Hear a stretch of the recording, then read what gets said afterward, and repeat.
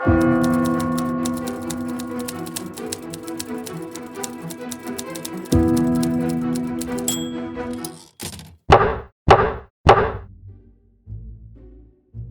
Honor, to be fair, I don't think honesty should be a crime.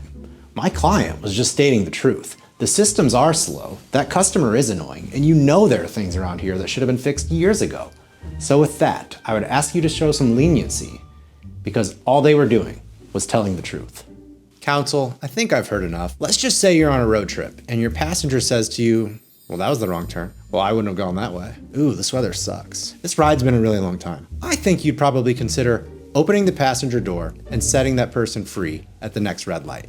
Why? Because nobody likes a complainer. But what if that person said, well, it's true?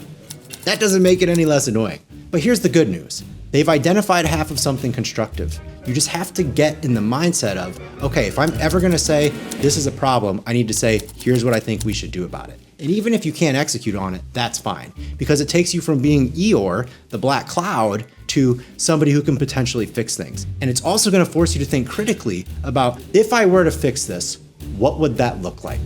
And that's probably gonna change how your client operates on a day-to-day basis, not only from a perspective of how they're perceived, but how they're thinking about things into perpetuity. Your Honor, that sounds completely reasonable, and I really appreciate your perspective on this. But what I would ask you is, does this mean my client is exonerated of their guilt? Hell no, straight to jail.